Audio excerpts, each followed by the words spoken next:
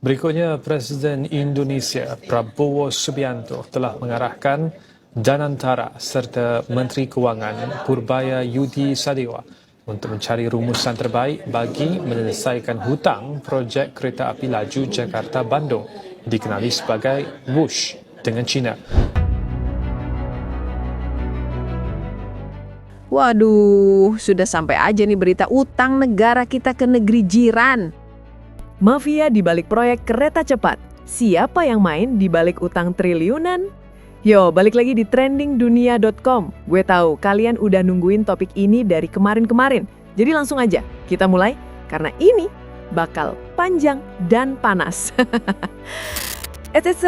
Tunggu dulu Besti, sebelum lanjut makin dalam nih bahasannya. Klik dulu tombol subscribe-nya ya, biar lo gak ketinggalan update dari kita. Like, comment, and share juga. Bantu channel ini tetap hidup dan makin gila insight-nya. Kita bakal ngomongin satu proyek yang dari awal digadang-gadang sebagai simbol kemajuan Indonesia, tapi akhirnya malah jadi sumber pusing nasional. Kereta cepat Jakarta-Bandung. Yes, the WUSH. Yang katanya bikin kita setara Jepang, tapi sekarang malah bikin kita ngelus dada bareng Menteri Keuangan. Kenapa proyek ini jadi misteri keuangan? Awalnya kedengerannya keren banget. Indonesia punya kereta cepat, pakai teknologi Cina, dan katanya tanpa ngerepotin APBN. Tapi beberapa tahun kemudian, boom! Tiba-tiba muncul angka, utang triliunan rupiah. Yang lebih aneh, gak ada yang bisa jawab dengan pasti. Siapa yang harus tanggung semua ini? BUMN, pemerintah, rakyat lewat pajak? Dan yang paling bikin curiga, kenapa biayanya bisa bengkak segitu gilanya? Oke, kita mulai dari awal. Mimpi yang disulap jadi proyek cepat. Sekitar tahun 2015, ide besar ini muncul. Indonesia pengen punya kereta cepat biar mobilitas antara Jakarta dan Bandung makin efisien. Dan ya biar kelihatan keren di mata dunia juga. Ada dua calon mitra besar waktu itu, Jepang dan Cina. Jepang datang duluan, bawa proposal, rencana detail, timeline jelas, tapi mereka minta jaminan pemerintah, alias pakai uang negara. Cina datang belakangan dan bilang, tenang, kita bisa biayain sendiri tanpa uang APBN. Boom! Of course, itu kedengaran lebih manis di telinga politikus. Akhirnya proyek dikasih ke Cina dan mulailah terbentuk perusahaan gabungan Kereta Cepat Indonesia-Cina, KCIC. Isinya 60% konsorsium BUMN kita dan 40% pihak Cina. Skemanya B2B, tanpa beban negara. Katanya, tapi di dunia nyata, hal-hal kayak gini nggak pernah sesederhana itu. Setelah beberapa tahun, tiba-tiba muncul kabar, biaya proyek naik drastis. Dari perkiraan awal sekitar 86 triliun rupiah, melonjak jadi lebih dari 116 triliun rupiah. Nah, pertanyaannya, kok bisa? Salah satu alasan yang sering disebut adalah kenaikan harga material, pandemi, dan kondisi lapangan. Tapi kalau dicek lebih dalam, ada indikasi markup dan manajemen yang, nggak efisien. Kita bicara soal per kilometer cost yang lebih mahal dari Jepang. Kalau rata-rata biaya pembangunan kereta cepat di negara lain sekitar US dollar 17-30 juta per kilometer, WUSH ini bisa tembus hampir 49 juta US dollar per kilometer.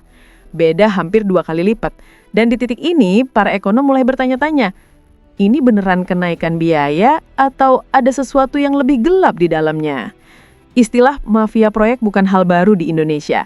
Biasanya mereka bukan tokoh mafia film yang kamu bayangin, tapi lebih kayak jaringan halus, pejabat, pengusaha, konsultan, dan makelar keputusan.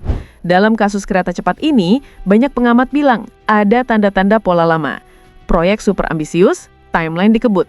Skema pembiayaan gak transparan, laporan keuangan dan audit yang ditahan atau ditunda. Dan tiba-tiba, utang besar muncul tanpa ada yang mau tanggung jawab penuh. Bahkan, KPK sempat menyatakan kalau mereka menelaah dugaan korupsi di proyek ini. Artinya, belum ada vonis, tapi sudah cukup alasan buat curiga.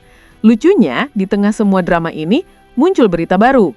Prabowo minta Menteri Purbaya dan Danantara beresin utang WUSH. Sebuah sinyal kuat kalau masalah ini bukan lagi isu teknis, tapi udah masuk ke level politik dan fiskal nasional. Siapa yang sebenarnya bayar semua ini? Oke, logikanya gini. Kalau proyeknya B2B, artinya pemerintah nggak boleh keluar duit kan?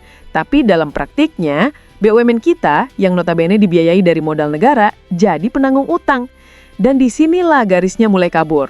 Soalnya ketika BUMN kesulitan bayar bunga utang ke Bank Cina, yang akhirnya turun tangan, ya pemerintah juga lewat suntikan modal negara. Itu artinya ujung-ujungnya tetap uang rakyat. Beberapa analis bahkan menyebut proyek ini sebagai contoh klasik dari hidden bailout. Secara resmi bukan APBN, tapi efeknya nyeret APBN juga. Dan kalau kamu pikir ini cuma masalah angka, pikir lagi. Setiap cicilan yang macet, bunga yang menumpuk, atau biaya operasional yang belum balik modal, itu semua bisa jadi beban fiskal bertahun-tahun ke depan.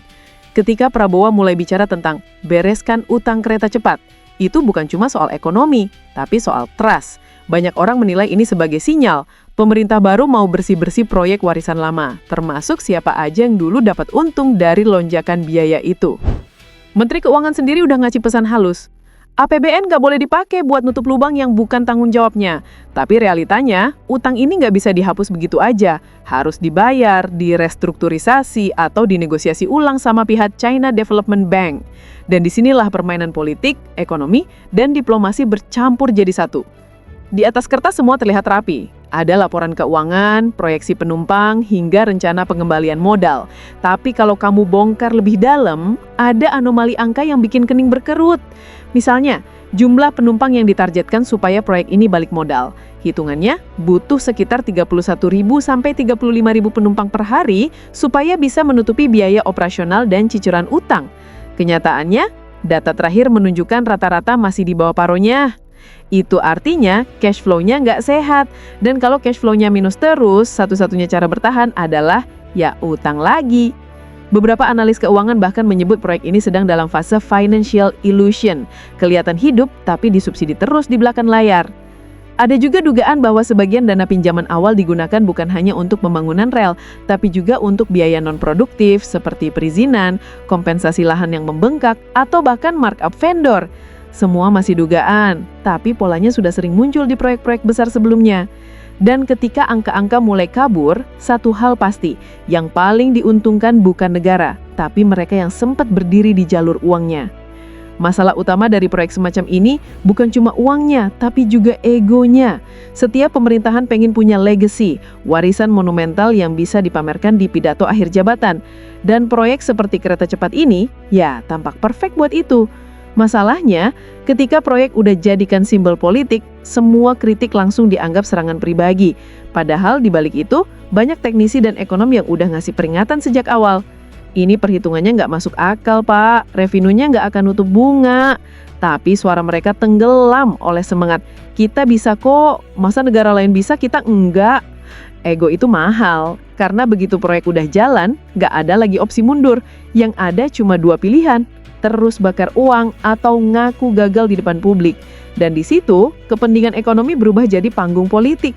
Bukan soal efisiensi, tapi soal gengsi. Sekarang kita geser sedikit ke sisi lain, geopolitik. Kenapa proyek ini bisa begitu cepat disetujui dan dibungkus rapi lewat pinjaman dari China Development Bank? Jawabannya ada di satu kalimat, Belt and Road Initiative. Strategi global Cina buat memperluas pengaruh lewat proyek infrastruktur di berbagai negara. Dan Indonesia adalah salah satu target pentingnya. Skemanya sederhana, tapi beresiko. Cina kasih pinjaman besar, tapi pakai kontraktor dan teknologi mereka sendiri. Jadi uangnya muter, tapi tetap di orbit mereka. Kita dapat infrastrukturnya, tapi juga dapat beban cicilannya. Banyak negara udah ngerasain efek domino ini. Sri Lanka, Pakistan, Zambia, semua sempat terjerat skema utang serupa. Mereka sebut itu debt trap diplomacy. Indonesia memang belum sampai di level itu, tapi arah angkanya nggak jauh beda. Karena makin besar pinjaman, makin kuat juga posisi tawar pihak pemberi utang. Jadi ketika orang bilang, ini bukan cuma proyek ekonomi, tapi proyek politik. Itu bukan teori konspirasi, tapi kalkulasi global yang nyata. Sekarang kita masuk ke fase yang paling sunyi, audit. Tempat di mana semua jejak uang seharusnya bisa ditelusuri. Tapi anehnya, laporan audit proyek ini nggak pernah benar-benar terbuka ke publik. Ada beberapa alasan yang sering dilempar. Proses masih berjalan, data belum final, atau alasan keamanan nasional. Padahal proyek ini dibiayai oleh perusahaan milik negara. Artinya rakyat berhak tahu kemana uangnya pergi. Sumber internal beberapa BUMN bahkan sempat menyebut adanya pola kehilangan dana yang sulit dilacak. Mulai dari subkontraktor fiktif, perubahan spesifikasi material, hingga penggelembungan biaya konsultasi. Sekali lagi, belum terbukti di pengadilan, tapi polanya identik dengan banyak kasus korupsi besar di masa lalu. Dan di balik semua itu, ada satu ironi. Setiap kali laporan audit tertunda, bunga utang tetap jalan. Artinya setiap hari keterlambatan sama dengan uang keluar lebih banyak. Dan semakin lama audit ditutup, semakin besar peluang bagi yang di dalam untuk menyembunyikan jejaknya. Jadi ketika publik menuntut transparansi dan jawabannya cuma masih dalam proses, itu sebenarnya bukan jawaban. Itu alarm. Kita udah punya Whoosh. Iya, secara teknologi keren. Tapi dengan harga segitu, dengan beban utang segitu, dan dengan kabut dugaan korupsi yang belum kelar, pertanyaannya simpel aja. Apakah ini mimpi yang layak dibayar semahal itu? Atau justru ini pelajaran mahal tentang gimana ambisi besar bisa disusupi kepentingan kecil? Dan di titik ini, gue pengen bilang satu hal. Indonesia butuh proyek besar. Kita butuh mimpi, butuh simbol kemajuan. Tapi kalau dibalik semua itu cuma ada kepentingan segelintir orang, ya ujungnya rakyat cuma dapat tagihan, bukan kebanggaan. Kadang-kadang yang cepat bukan cuma keretanya, tapi juga cara uangnya menghilang. So yeah, that's it for today's deep dive. Kalau kamu suka gaya investigasi kayak gini, jangan lupa buat support channel ini, subscribe, kasih like, atau tulis opini kamu di kolom komentar. Menurut kamu, siapa sebenarnya yang harus tanggung utang Whoosh? Sampai ketemu lagi di episode berikutnya, masih di dunia.com, tempat kita ngomongin hal-hal besar dengan cara yang santai. Stay curious, stay sharp. See you next time. Bye!